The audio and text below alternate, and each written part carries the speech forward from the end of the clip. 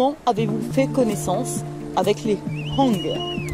Alors, d'abord j'ai entendu parler de leur sortie autour des années 2000, mais je ne me suis pas du tout intéressé à l'instrument dans un premier temps.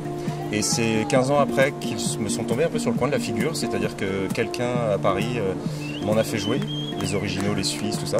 Et là, tout d'un coup, ma vie a changé, c'est-à-dire qu'il s'est passé quelque chose avec l'instrument et j'ai pas eu vraiment le choix, j'avais pas spécialement envie de me lancer dans ce projet-là, dans cette carrière-là, et finalement la vie a choisi à ma place. Alors comme Thomas Fersen qui voulait pas être chanteur, vous vouliez pas faire de Hang, et puis pour le coup vous en faites. Qu'est-ce que vous voulez transmettre à travers les sons que vous produisez, qui sont étonnants, déstabilisants, féeriques parfois, enfin vraiment un monde très très différent de ce qu'on a l'habitude d'entendre. Tout à fait, c'est ce que j'aime, la féerie, c'est exactement quelque chose qui me tient à cœur, que la vie de tous les jours soit magique. Et j'essaie de donner de la joie, l'envie de danser, l'envie de bouger son corps aux gens aussi, parce que le hang n'est pas fondamentalement un instrument qui fait danser, mais comme vous l'avez vu tout à l'heure, j'ajoute des éléments, des percussions au pied, des choses autour de moi. Alors au Black Woodstock, j'aurai encore plus de choses. Moi, c'est vraiment procurer de la joie, un sentiment de pureté aussi, d'essayer de trouver son essence et l'envie de danser, et que tous les jours ce soit un peu une féerie, vraiment, c'est important. Et quand on vous a proposé le Black Woodstock Festival en Nouvelle-Calédonie, à 20 000 bornes de la métropole, vous qui, j'imagine, voyagez beaucoup et avez l'habitude, l'expérience de la scène, qu'est-ce qui vous a séduit dans le projet? Beaucoup de voyages, de plus en plus à vrai dire, parce que je fais de plus en plus de rencontres magnifiques. Alors là, à Nouméa, c'est la folie, ça fait 8 jours que je rencontre plein d'artistes ici, plein de gens qui travaillent à rendre la vie meilleure, donc ça me plaît beaucoup. Et qu'est-ce qui s'est passé, c'est que quelqu'un d'ici connaissait ma musique, avait très envie que cet instrument soit popularisé et un peu plus écouté. Il a eu une sacrément bonne idée, c'est Xavier Roule. Il a contacté le directeur du festival, Jean-Marc Desval, il lui a envoyé des vidéos, des liens, des choses comme ça. Et ils se sont dit, banco, on y va pour cette année, plutôt que d'attendre. Et moi j'ai trouvé que c'est une idée fantastique, se retrouver dans un festival de rock avec un instrument qui n'est pas a priori un instrument de rock, mais que je rends un petit peu plus péchu, un petit peu plus dynamique.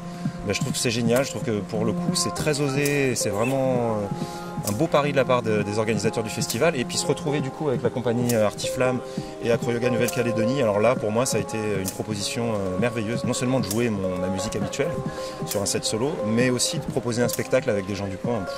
C'est le rêve et c'est une rencontre merveilleuse. Quand vous jouez vos notes et quand Artiflamme et Acro-Yoga font leur show, tout semble tellement synchronisé, tellement harmonieux, tellement fait pour que vous vous rencontriez quelque part. Comment vous expliquez ça?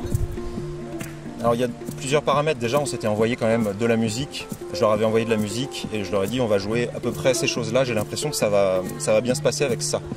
Après j'avais pas notion qu'il y aurait finalement 40 personnes sur scène et que ce serait un tel spectacle. Ils font vraiment un boulot extraordinaire, je trouve, les deux compagnies, puis ça se mélange bien.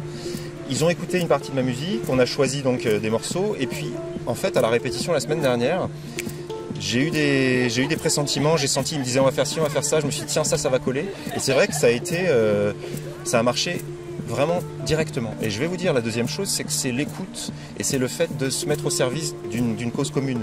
Au lieu de se dire je vais jouer ça et ça va être super, un spectacle par définition c'est plein de gens qui travaillent ensemble pour une harmonie. Et moi je le fais dans la musique déjà quand je joue avec des gens. Ce qui est important pour moi c'est l'harmonie, c'est qu'on s'écoute et non pas que quelqu'un ressorte plus, même si ça peut arriver, mais faire de la musique ensemble, c'est très important. Parfois on se méprend sur la musique, c'est pas quelque chose qui... On n'a pas besoin d'être absolument sur le devant de la scène, on a besoin de faire quelque chose ensemble avec d'autres musiciens. Est-ce que le fait d'être ingénieur du son, ça vous a littéralement transporté dans quelque chose de très autonome?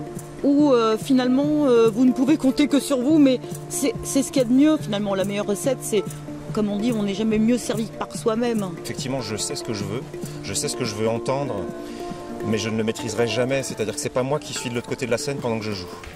Mais ça, bon, une fois qu'on a compris ça, j'essaye de donner le son le plus précis et le plus proche de ce que je fais à l'ingé son déjà. Donc préforme un petit peu mon son. Mais surtout, c'est toujours pareil, c'est la communication. C'est que j'explique à tous les ingénieurs du son que je rencontre, il va se passer ci, il va se passer ça, je vais jouer tel instrument, est-ce que tu peux couper ici? Effectivement, j'ai les termes techniques. Et je sais aussi, je connais aussi la personnalité d'un ingé son, puisque je l'ai été, je sais aussi ce qu'il faut éviter de dire, ce qu'il faut dire, etc. Donc oui, ça aide, et ça permet en plus de faire des très beaux contacts avec des techniciens et des ingénieurs du son à travers le monde. Mais d'autre part, le problème, c'est que il faut aussi déléguer, c'est pas bien de toujours compter sur soi-même et c'est quelque chose que j'ai trop fait. Donc aujourd'hui, plus ça va, plus justement je leur donne un peu les coups des franches en leur donnant une source qui est bonne. Le premier ingé son, c'est le musicien. C'est-à-dire que si le musicien fait un joli son qui sort de son instrument ou sa voix, déjà c'est la moitié du travail. Et surtout, moi, j'ai très envie d'avoir mon ingé son qui m'accompagne à Nouméa, à 24 000 km de chez moi, l'année prochaine ou dans 2 ans, parce qu'il fait aussi partie du spectacle. Un ingé son fait aussi partie du spectacle. Ouais. C'est la pierre angulaire en fait. Hein. C'est très important. Et pour un festival, comme une salle de concert, avoir quelqu'un qui connaît vraiment bien son métier, c'est important.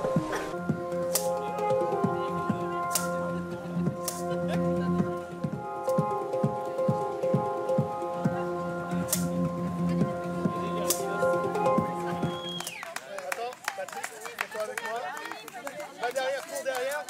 Vas-y, cours derrière.